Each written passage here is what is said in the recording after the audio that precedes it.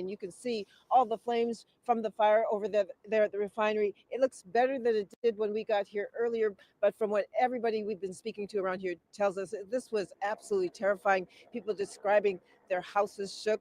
Now, we know that some people voluntarily decided to leave their neighborhoods. They told me they have not been given evacuation orders. But again, this is something that people here tell me they've never seen before. One of the residents said he's lived here for a while. He's seen other fires at the refinery, but has never had an experience like this. We want to tell you what some of those people had to say. In fact, listen in because this is what they told us earlier.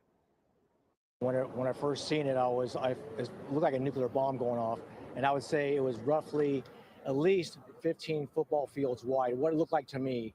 So I pulled over in a safe area and I started filming and photo shooting it because I used to work for the news agency back in the day. So describe for me the sound, because that sounds like it must have shaken. You were in your vehicle. It must have shaken your car. Tell me about it. Yeah, it was. I didn't hear as much of an explosion. I just saw the light. And I just immediately started, I never go in panic mode. And I started going in panic mode because it was so huge. It was like from here to here of flames and smoke. And I was like, I never seen anything like it in my entire life, And it was horrifying. And I'm just like, Lord Jesus, please, I hope no one dies in this fire. It was heavy, And I have to say, I was in the LA riots for 4 days, and it was no fires like this. Again, just listening to those stories, you can tell just how harrowing this was for people here. We spoke to one resident who has his family, two young children who were sleeping at the time. Their house shook. He went out on the balcony with his wife to take a look. They were thinking maybe they needed to get out. They decided to stay. He came outside to take a look to see just what was going on. Again, the sky was red. It was frightening, but that family has decided to stay. It looks better now, but again, you can see there's still quite a bit of fire over there. And then another concern, obviously, the fumes, the smoke that fill the air. It's less smoky than it was when we first arrived here, but you can definitely see still a lot of smoke in the air. So people are just a little nervous, understandably. The big explosion happened. They're concerned, will there be any more? And so some are, I think, ready to evacuate if necessary, but right now they're watching and waiting and hoping that firefighters will get this under control and they won't have to worry about evacuating. Mark, will send it back to you. All right, Amy Powell, thank you. Let's take a look quickly at a map that we have prepared to tell you kind of the area that we're talking about. That's the El Segundo oil refinery, the Chevron oil refinery in El Segundo, the communities surrounding it. Manhattan Beach, to the south of Manhattan Beach is Hermosa, and then Redondo and Torrance. As you go north and east, you're looking at Inglewood, Hawthorne. And if you look further east, you're talking about Carson and areas there. So people to the east are going to need to be on the lookout for smoke. If you smell it, if you see it, close your doors, and more information will be coming from the Air Quality Management District. In the meantime, Air 7, Chris Christie, you have quite a tale to tell of how you were pretty far away from this when this first started and when this first happened and you got word, and you could see the evidence of it pretty much immediately when you turned in the direction of El Segundo. Yeah, Mark, it strikes me that for all of the refinery recovery. If you don't believe creating SOPs instead of hours, you haven't tried Scribe. Check out the thousands of explosion as it happened, and that's exactly what happened tonight. We were covering a police pursuit in the San Fernando Valley that came to a crash ending. We were captivated by that, and just minutes after that pursuit ended, the entire sky in the San Fernando Valley from where we were at our altitude turned completely orange, and we immediately looked to the south and saw this mushroom cloud coming from beyond the Hollywood Hills. That fire, this explosion, about 20 miles away from our location, as we then turned the camera and immediately saw this huge explosion in progress. What must have felt, as according to many people that we've heard from tonight, like the jolt of an earthquake, something really, really startling that rocked this part of the South Bay and felt all the way up into the West LA area. It was a dramatic sight as we look south, and we can actually play some of that video perhaps here in just a second, because the minute that happened, we turned the camera and we're able to see the explosion. It was continuing. There were secondary and third explosions coming from beyond the hills. You can see that shot right here. This is what we saw as we were starting to immediately pivot and make our way towards the south. It was a really ominous sight, and I got to say, it was a relief as we got closer to see that the whole refinery was still there. It looked like something that would wipe out an entire part of a city, or maybe at the very least, this refinery might be history. That's what it looked like, and that's what it felt like. But as we got closer, we were able to see that as they started to, as the pressure decreased, this fire was contained to two separate parts of the refinery, those smokestacks, and then that infrastructure that collapsed just a little bit further towards the east that was burning out of control, but still contained to a relatively small part of the refinery. Like I said, it almost looked like the whole refinery was taken out in that explosion. It's incredible. The video is amazing, and the experience must have been amazing as well. As we look live now, it looks like they've actually maneuvered and gotten a stream of water or foam, we don't know which, that is now being aimed directly at the problem area, the area where that, whatever that rupture took place, where the fire is happening, where the explosion originated. They're getting water on it now, and that is an encouraging sight. Yeah, this is the first indication that we've seen of actual water making its way onto where that fire is coming from, that high pressure pipeline where the fireball is shooting out of. And you can see the obstacle here is actually reaching not only the distance, but also the elevation of where this fire, where that explosion happened. So they have to extend a really tall ladder to kind of meet that fire where it is and then shoot. That looks like water to me. I know the initial, in the moments after this fire, they were really calling in for foam trucks to try and saturate the fire. But really, this is about the best they've got at this point in terms of reaching that fire where it is, about 50 to 70 feet off the ground, and that water cannon right there shooting the water directly into the face of that fire. There's a lot happening out here in terms of trying to prevent secondary explosions. There are other chemicals that are susceptible, and they want to make sure that those machineries are shut off to make sure there are no secondary fires, and then obviously making sure that everything else is nice and damp and wet where they can, where it needs to be. They have contingency plans that are being activated here at the Chevron facility and the surrounding areas. All of these mutual agencies trained to deal with these types of situations. But as we said, for all intents and purposes, this fire does appear to be isolated to a small section of the refinery. And right now, the fire is doing what they are expecting it to do. It's behaving the way they expect. Some of the pressure throughout this refinery right now, they are doing its job. And right now, it's just a really visual flame that's coming from these smokestacks and from that other piece of equipment there that is still on fire and really providing a lot of light here tonight and a lot of black smoke still, even as we approach the hour number 2 of this firefight.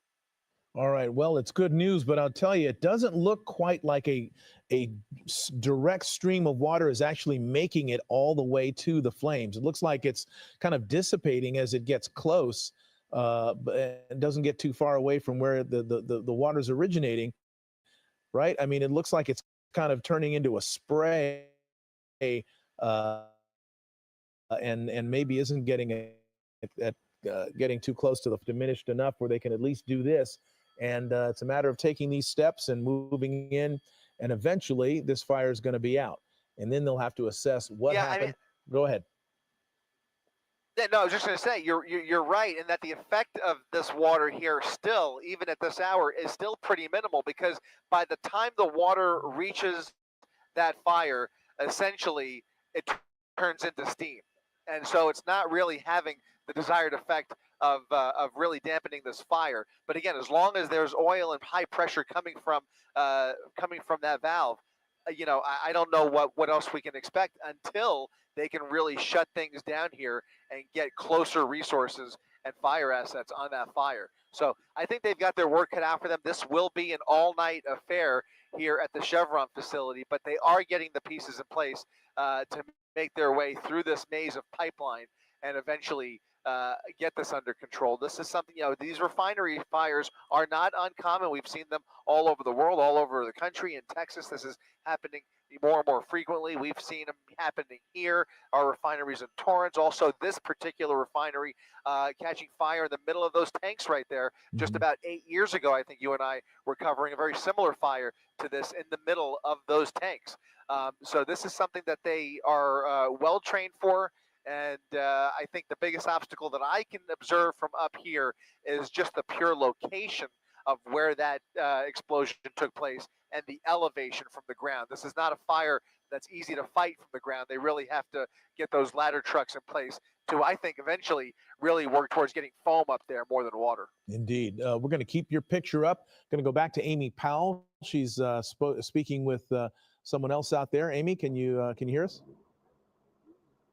Yes, I can, Mark. I'm here with another neighborhood resident here in Manhattan Beach, Keith Moore, who lives very close by, and he also has a very frightening story to tell about this experience. Describe as best you can for me, because you were at home with your family. Yeah, it was super scary. Just sitting at home watching TV, and then all of a sudden, it's kind of sounded like sort of like plane engines, like almost a plane about to crash, and then a big whoosh, and the curtains all flipped up. The windows were slightly open. Almost felt like an earthquake because the house shook. So we didn't know what was going on. And then the dogs started barking. Looked outside and saw these giant flames that were just not a burn off, because we've seen burn offs here before. Burn offs are loud and they're scary, but this was a whole other level. This was something different. This is 300-foot flames, 400 yards from our house. And we just, without thinking twice about it, packed up the dogs, got in the car, and headed south as quickly as we could, just to get out of harm's way. So it just was filling the sky, you didn't know what was going The on. whole sky was lit up. It was like a really, really brighter than the moon on a really bright day, because even when we were headed south, the light from the flames was lighting up the buildings that we saw on the way out of town, and you could just see it was almost like daylight. It was so bright. And you've seen other, again, fires at this refinery. You've lived here for a while, but Yeah. this, you immediately knew this was something. Yeah, there was another fire here a while back, but it was way more east. It wasn't really threatening, but anything in that refinery is threatening because everything in there is flammable. It's just, ready to can go at any second. But they put that out really fast. They have their own fire department. They know what they're doing. They probably trained for that 365 days a year. So it's in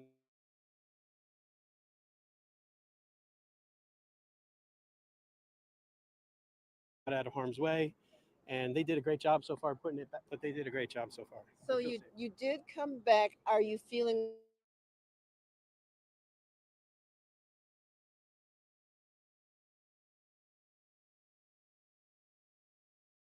minutes ago? It looked like it was a few minutes ago. They said it flared. Is to see what the situation was. It looks like it did flare back up, but it looks like it's more under control than it was earlier. Before it was crazy out of control. does this, I mean, you've lived here for a while, but does this make you have any apprehensions about continuing to live so close to a refinery? Always had apprehensions living this close to the refinery. I used to live in El Segundo, equidistant from the refinery over there. So I'm used to the burn offs, and I'm used to occasionally the smell, knowing that you're right next to a refinery. But it's the price you pay for living in Manhattan Beach, sort of. So can't change that for the world. It's the best place to live in the world. So. And you were able to keep the family calm. I know you have some children. Yeah, well, we have dogs. Oh, we have dogs. We just packed up the dogs and took off. But my wife and I, we were fine. We just wanted to make sure we got out of harm's way before anything really bad happened, because the first explosion wasn't loud. So we didn't know if there was going to be a loud one, and we didn't want to wait around to find out. So figured we'd watch what happens on the news, and when it's safe, came back. And did you see police coming on your street giving evacuation notices or anything? We left early. We left within 5 minutes because it was that scary. It was super high flames, and we didn't know what was going to happen. So rather than gawk at the flames and wonder what was going to happen next, we just took off, got out of harm's way, got safe. And then once we figured out that it was safe to go back, we came back. Okay. We're very glad you're safe, and thank you for sharing your story. So, once again, Mark, this is what we've been hearing all the evening. People are saying they've just never experienced anything like this, and the descriptions of the explosion, the footage that many people have shot of the flames, it was just terrifying. Again, you heard Keith evacuated with his family. He has come back now, even though we can still see the flames over there, but it's certainly looking better than it did earlier. But obviously, it still poses a danger. But he's seen these fire crews work before. He knows that they are good at getting this under control. But what a terrifying experience for everybody in this community that have that kind of explosion. And there's going to be a while before they can feel really comfortable again. Mark? Indeed. Amy Powell, thank you, and thank your witness there for describing it so vividly what happened. Now, what about the smoke that's emanating from this? Because, of course, there are toxins and particulate matter that will be follow-on effects from this. We spoke at the beginning of this newscast with someone from the Air Quality Management District who says preliminarily their monitoring equipment in the immediate vicinity doesn't speak of any additional or higher levels of toxic elements in the air, but that may change, of course, with the winds and where that smoke settles. How do the wind patterns work? We have Dallas Raines to tell us about that. Dallas? Thank you, Mark. Well, just a few minutes ago, you were talking about the marine layer, and that's exactly what we have. We've been watching it all evening. And when that happens, the winds are blowing in from the west and the northwest, and they're very, very light at this time. Now, of course, you can see the flames there, probably a lot of methane being burned off there. As far as the particulates are concerned, we don't really know exactly what is burning. But we do know there's a lot of water vapor, so there's steam there, there's methane, carbon dioxide, and some hydrocarbons, I'm sure. But any of that can be toxic to human beings, of course. Now, we've been watching very carefully and looking at the monitors, not only the wind conditions, but we're also looking at the surface monitors from the AQMD. And when we look at those, we haven't seen anything at the surface that's showing up on any of our maps at this time. But that doesn't mean that it may in the future. But certainly at this time, very light winds, Mark. And as you can see there, we're not seeing anything on the map. That these are surface, though. These are surface monitoring stations in and around El Segundo, and we just don't see anything right now at this time. Certainly good news. It really is. And let's hope it stays that way, frankly. Yes. We have our Leanne Suter is close by where the fire is burning. And, she has been speaking with Mark they saw in the sky. You can see there's still a little bit of a glow right now from our vantage point here on El Segundo Boulevard, but it is nothing like it was a short time ago when it literally lit up the entire sky, and that is what drew so many folks out. We talked to a couple of people that came out to see what was happening simply because they saw the orange glow in the sky.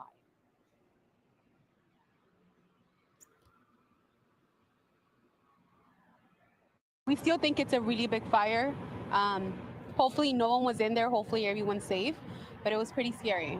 Yeah, what's it like now that you're up close, just seeing it? I mean, I saw it from the freeway. It was huge. Yeah, it's massive. It almost looks, I mean, it's insane right now, but it looks like it's not as wild and huge as it was. Yeah. But that's a massive fire. Like she said, we hope no one was injured, that the workers there are safe and they get it under control. I was at home, heard something that sounded like a rumble, like a little bit like someone was in my apartment, and then pretty much immediately started getting texts that there was an explosion or a fire at the refinery and that I should probably be thinking about bugging out. And so you live like really close by? Yeah, probably about 10 blocks from here. 10 blocks, wow. Yeah. What was it like when you first came out and look at it? Yeah, so I peeked outside. Pretty much the whole sky was orange, so pretty alarming. Immediately started packing a bag, kind of in a panic, and then hopped in my car and drove around a little bit to kind of assess the situation and see if I really needed to, find a place to stay for the night.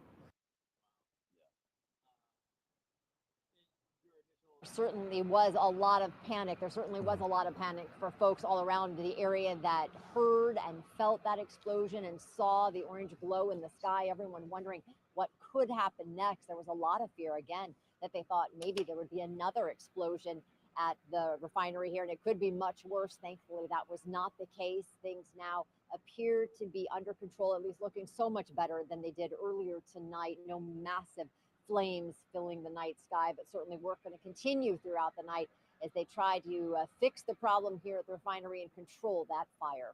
Live in El Segundo, Leanne Suter, ABC 7 Eyewitness News. Thank you, Leanne. No secondary explosions. The initial explosion, bad enough to the people who witnessed it. There are lots of video that has been coming into Eyewitness News that was taken by people who were close to the flames as it erupted, as that explosion took place. If we can, we'd like to get some of that video on the air now.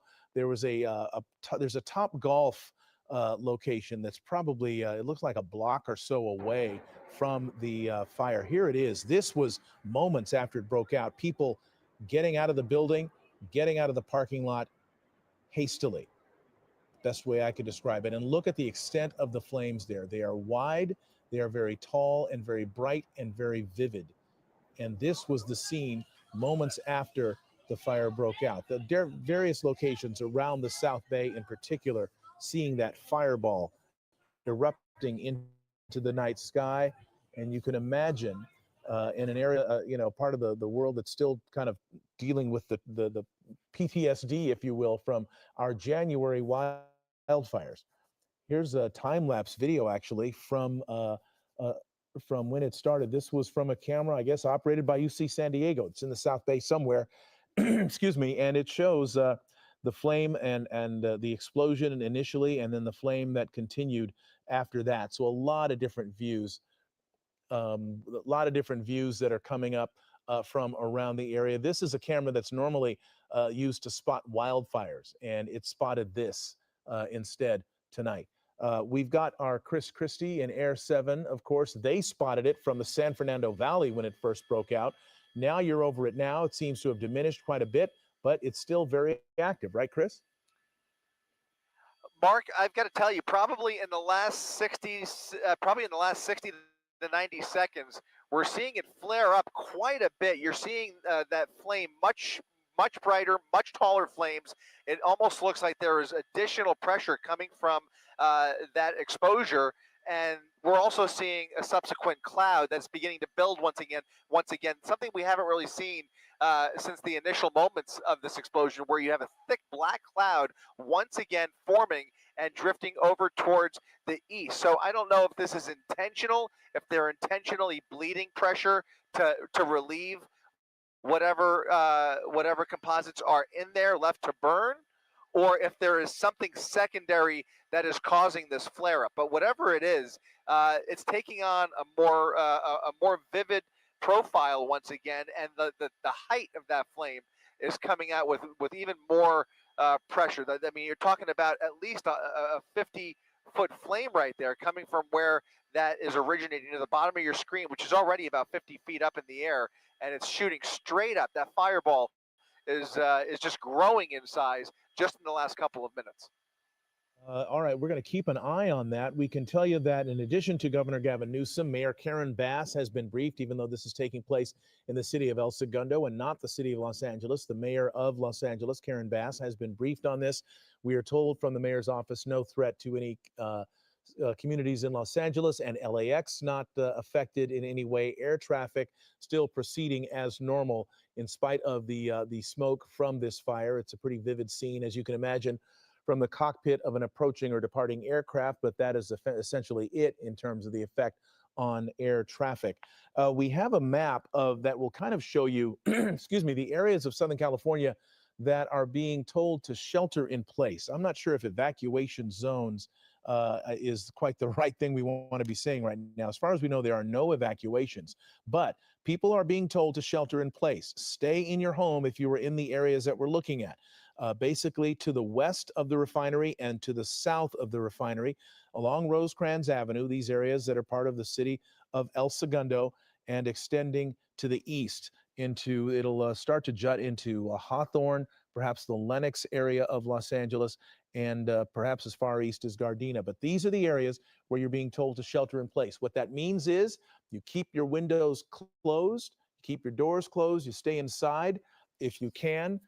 try to make sure that you can do that, because you don't want any sort of particulate matter entering into your home, because it will be toxic. The good news, as Dallas mentioned earlier, is that, and what the spokesperson for AQMD mentioned earlier, their monitors are not picking up any sorts of toxins or particulate matter or things to be concerned about on the ground in the immediate area of the refinery, or even in any points east. The air quality is still good to the points east of the refinery, even though the wind is blowing the smoke in that direction. The wind, as Dallas mentioned, is very slight, very light this evening. And so the smoke is going to move slowly, and then it's going to settle. Once it settles, those monitors may pick up some pollution and things that need to be concerned about. But at the moment, there is nothing of that sort. You saw the areas that where you've been told to shelter in place. So please follow that instruction. In the meantime, Chris Christie has mentioned that the flames seem to be increasing, although nowhere near what it was when the fire and the explosion first happened, of course. And perhaps this is a tactic that is going to be employed to vent off whatever gas is left in whatever this pipeline is. Hopefully they have shut off the source of the petroleum product. We don't know whether it's gas, we don't know whether it's oil, whatever it is that is burning, and will hopefully help in the effort to snuff it out.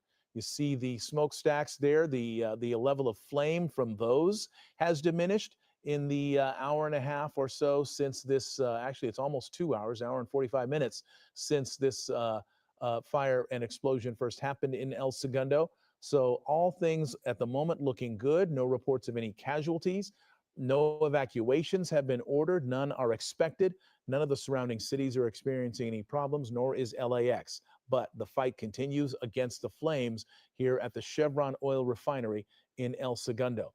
Our coverage will continue as we stream this on our streaming platforms. We're going to stay informed, going to try to find out more about what caused this, what's burning, and what the potential hazard is. If there have been any casualties that have just not been reported to us, we're going to try to find out as much as we can from the city of El Segundo, from the El Segundo Fire Department, from whatever mutual aid agency is responsible for the response, and from Chevron itself. In the meantime, our coverage will continue. Jimmy Kimmel Live is next on ABC 7. Our coverage will continue on our streaming platforms. I'm Mark Brown.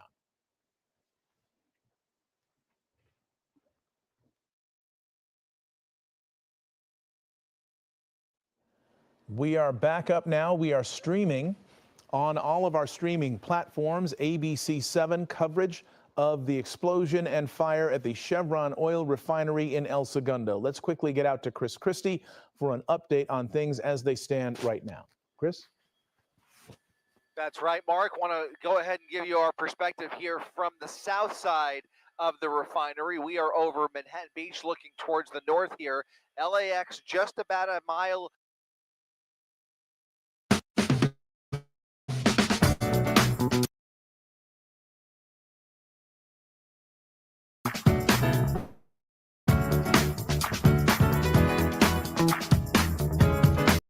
this fire. This refinery is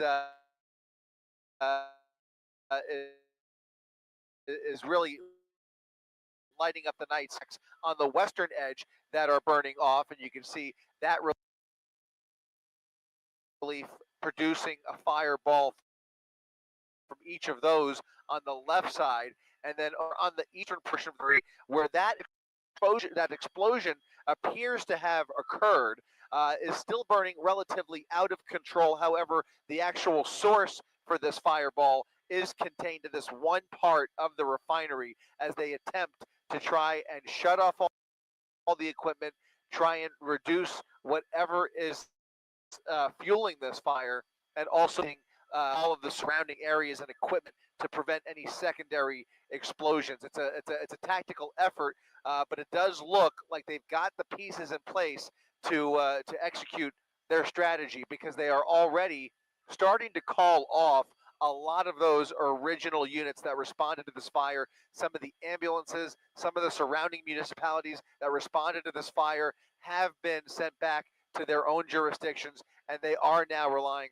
on the local efforts here at the Chevron facility and El Segundo Fire Department to deal with the task at hand of getting this thing under control. So everybody responded out here in the initial moments of this explosion, which rocked the entire city of El Segundo, LAX, Manhattan Beach, much of the South Bay felt this and saw it for many more miles, upwards of 20 miles away.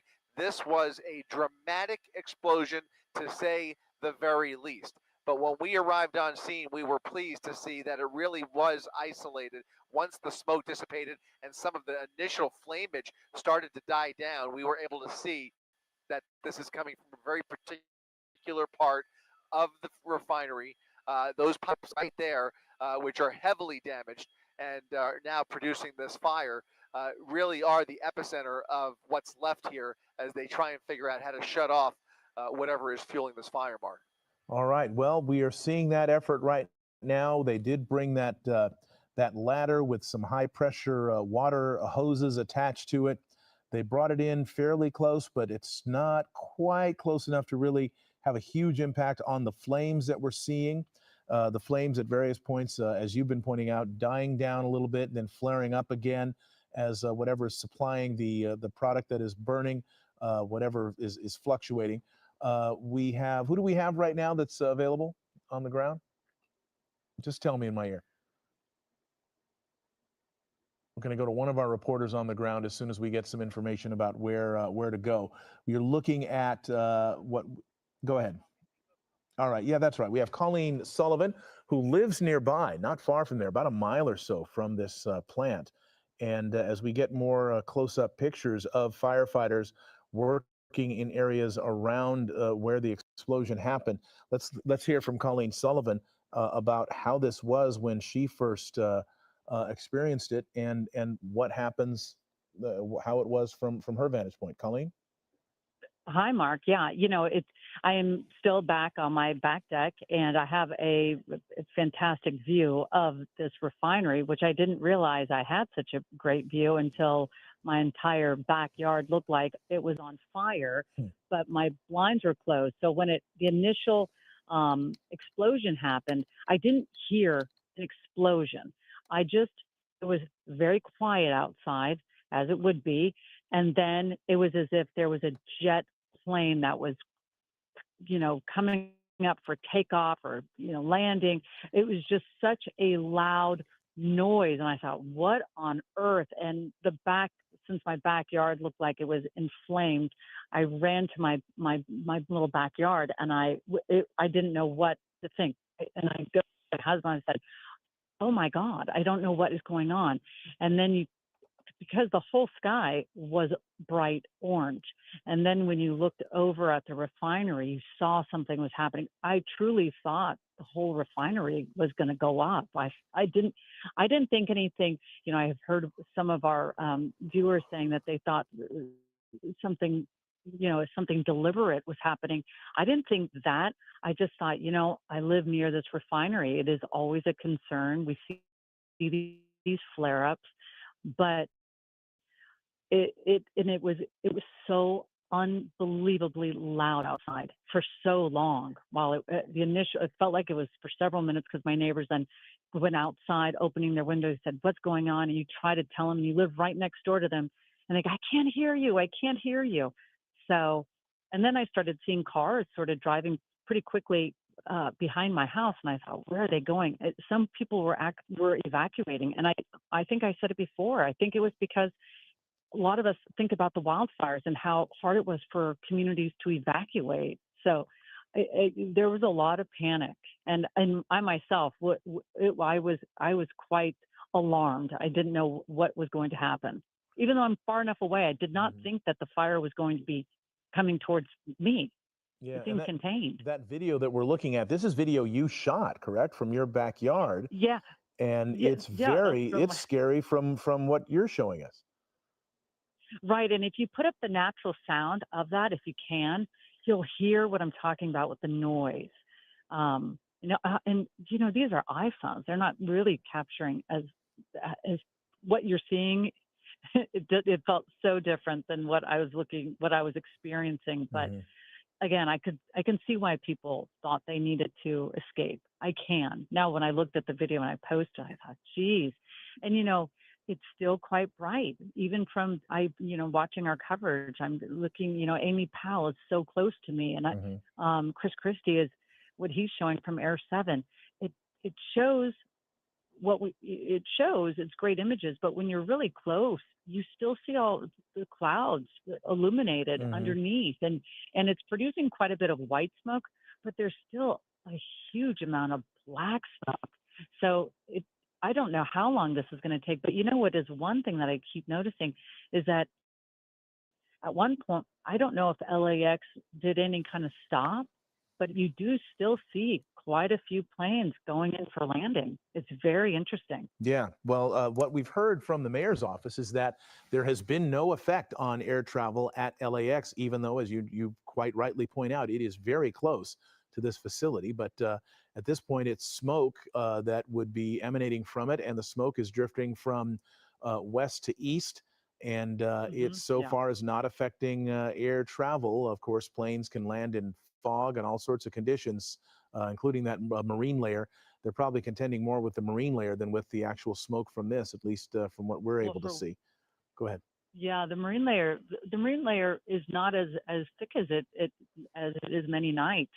So, I mean, I can actually still see some stars above, which is remarkable. But it does look like there's more marine layer to the west. But right over this refinery, you can see it. It is like a small little city within that area, and I was interested to hear that other gentleman you spoke to who had a tour of the refinery. I would love to have one of these tours. It's one of those areas that you drive by and you want to peer in and just see what goes on behind there. Because, when I drive to work every day, there's several different shifts. They run that thing 24 hours a day. So you can see when it's the shift change. But again, you can still see so much smoke being produced, white smoke and black, really black smoke. Oh, wow. Well, look at this. We're just watching more video from Air 7. Flames almost out at one point. It diminished quite rapidly, and it does seem to be fluctuating, but they appear to have been able to find a way to shut off the supply, or at least diminish the supply, choke it off, because a couple of seconds ago, Colleen, it was as though the thing just almost snuffed out all by itself, just stopped burning, and then it flared up again, and now it's back flaring up. But something is being employed that we hope is choking off the supply of burning material to this pipeline that ruptured and broke. We're seeing it fluctuate even now on live TV as we're talking. Now it's burning fiercely, but a couple of seconds ago it diminished quite rapidly. I think that's why I was saying we're seeing these massive puffs of black smoke. It's be a puff.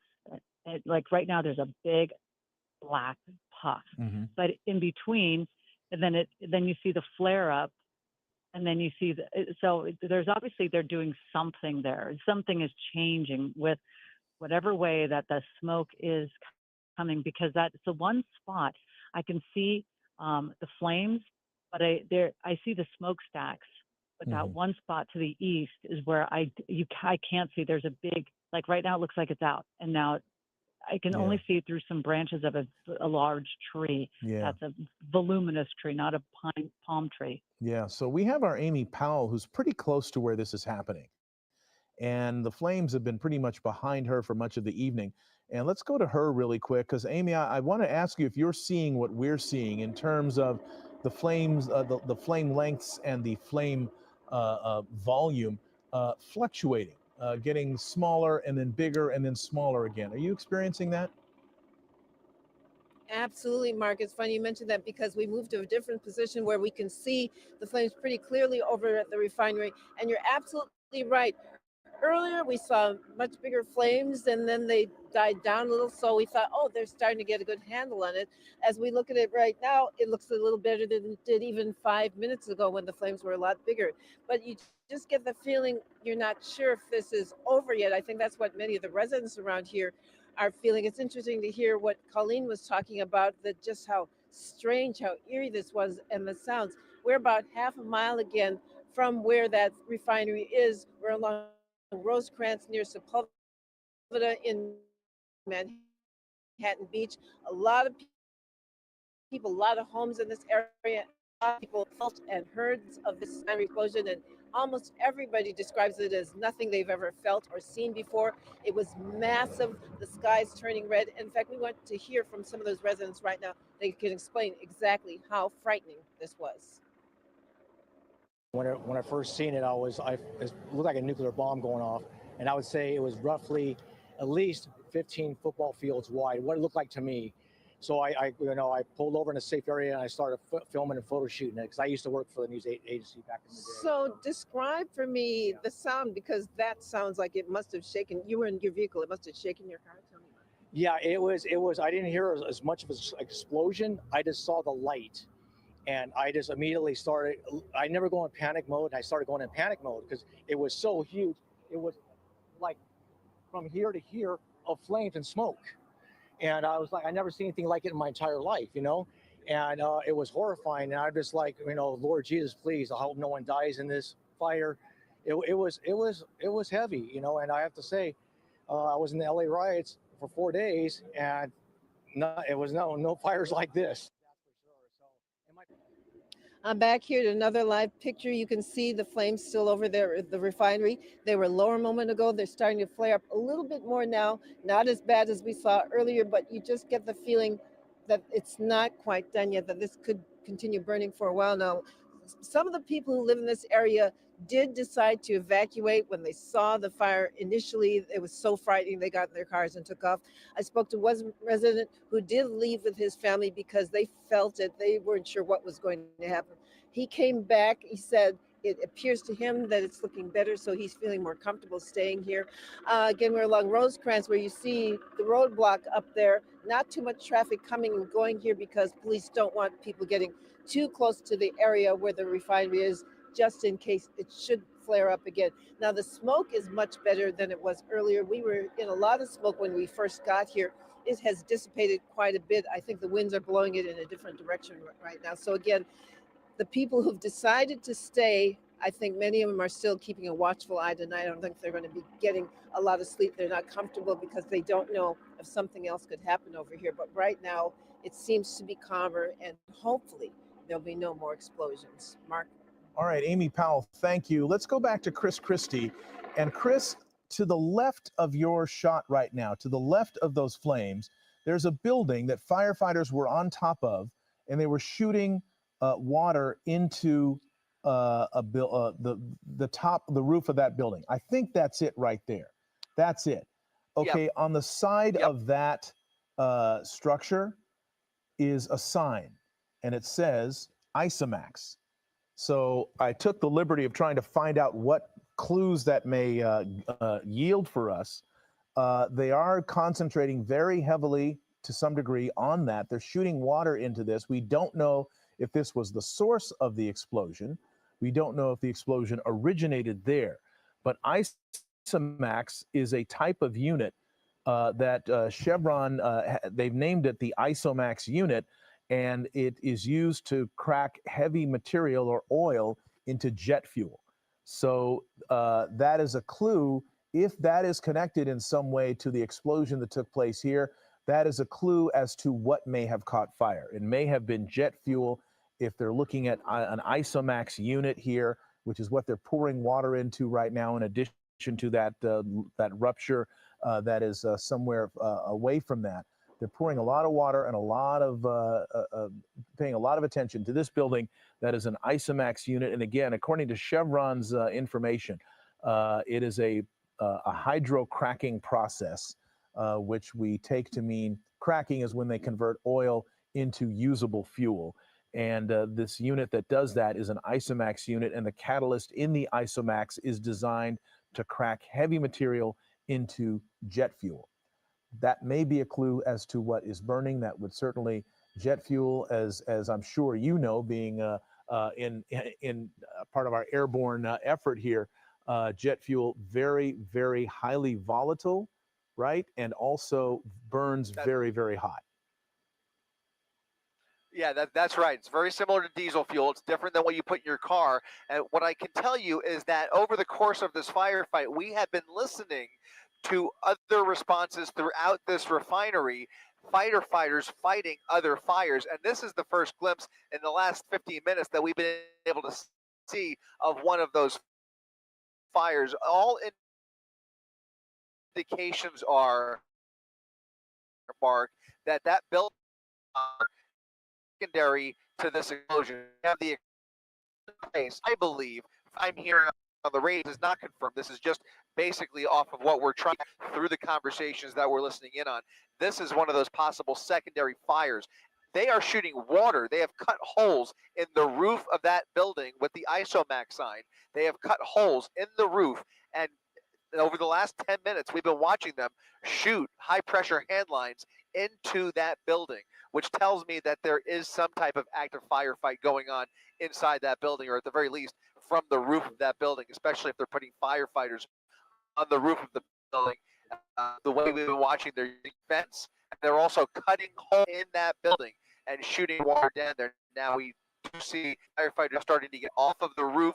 Not sure if that situation inside building is contained, but I can tell you this is consistent with what we were hearing, but we weren't able to see earlier, of other secondary fires that were started as a result of the initial explosion. This appears to be the clearest evidence that we've seen yet of secondary fires, and that certainly appears to be what we've been watching. They've been, again, shooting water into that building for the better part, well, at least when we first noticed it about 15 minutes ago. They've probably been fighting a fire in there for even longer than that, and that may not even be the only building that has been affected. So I'm starting to get a little bit better picture here of the scale of this.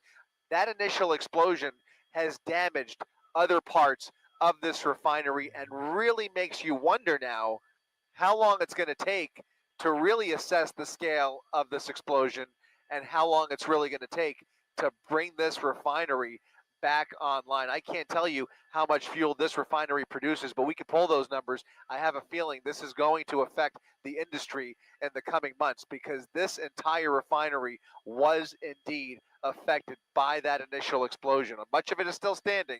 I didn't think it would be, based on the explosion that we saw from the San Fernando Valley. It was massive. I can't say it enough, and I can't emphasize how dramatic of an explosion it was. But despite the fact that it is isolated to this main fireball right here that's shooting out of that high pressure line, we've been continuing to see that pressure fluctuate over the last several minutes, from a candle all the way up to even bigger fireballs that are shooting hundreds of feet up in the air. Somebody appears to be controlling that pressure. It's almost like somebody's turning the dial on a stove between low and high heat.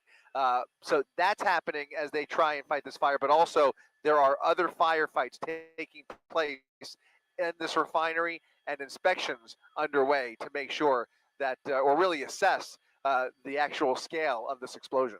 Mark? Chris, you brought up a very interesting point when you talk about the secondary damage, the damage to other structures in this refinery, and how that's going to could potentially affect the production of gasoline and jet fuel and things and products that are necessary here in Southern California, the car culture here, of course. So the El Segundo Chevron refinery produces about 110,000 barrels of gasoline every day. According to Chevron's own website, they supply 40% of the jet fuel and 20% of the gasoline in Southern California. 20% of the gasoline market share in Southern California apparently comes from the El Segundo refinery, 40% of the jet fuel. This could have a pretty significant impact if it turns out if this refinery is offline for any length of time. So normally they store a lot of it, and it appears none of the tanks have been compromised. So that's good news. But as far as bringing new gasoline, new jet fuel into availability in Southern California, that could be significantly affected if this refinery goes offline. Something we're going to have to deal with and look at in terms of the follow-on effects from this. One is the pollution, of course, in the air. The other is the effect on the availability of gasoline and thus the price of gasoline and jet fuel. We're not going to run out of gas. We're not going to run out of jet fuel, but you can bet the cost of it could certainly go up. as a result of this refinery being offline. So that's something that we're going to have to look at very closely. But you do see among the firefighters there, the emergency that they're dealing with has diminished in urgency. You see firefighters there that are, I guess, waiting for something to do or going to be at some other part of the plant. They've dealt with that secondary fire, it appears, in that one building. Of course, the initial fire still burning, but as you have been pointing out, has been fluctuating in strength. And so much water being brought to bear there. You see the pools of water that are forming while they put as much water as they possibly can. All of that water is something that's also going to have to be dealt with as well, because there may be perhaps petroleum products in the water polluting the water. They can't just let that drain into the ocean. That's going to be dealt with as well. There are a lot of factors here that are follow-on effects from the initial explosion and fire that, of course, rocked this area at about 9:45 tonight, some 2 hours ago now, that where the Chevron oil refinery had this massive explosion. Chris, I'm going to let you take it away here. Again, it looks a lot different than when you first saw it, especially when you were out in the San Fernando Valley initially, when you first became aware of this. Yeah, it's fluctuated throughout the past hour, and you can see that fireball continuing to be produced by, and there it goes. It goes down just within seconds. They bring it down, and then in a minute or two, you may see it explode once again. It's just been flaring up and down over the course of the last half hour or so, which is better than what it was earlier, because earlier it was a consistent flame shooting hundreds of feet into the air and producing those really thick black clouds of smoke that are affecting the air. May not be registering with the actual air quality monitors, but it is shooting black clouds of smoke over South LA and over El Segundo. So we're keeping an eye on that. We're also just getting a glimpse of these other secondary effects and fires in this vicinity. In the vicinity of that explosion, we see once again firefighters fighting a structure fire on the premises here, which basically just reveals that there is more than meets the eye when it comes to this particular explosion. I have a feeling that when daylight arrives, we will be getting a much better assessment as to the extent of the damage here at this refinery. And of course, they'll probably be spending days assessing the actual consequences here, Mark. Indeed. We have not yet heard. Monday.com. The opposite of any work platform we tried in the past. You can really see that they care about their user. It doesn't just work. Refinery. We hope to get those, and we will, of course, bring them to you on Eyewitness News beginning at 4 a.m. I'm Mark Brown, along with Chris Christie. We thank you very much for watching. We'll see you tomorrow.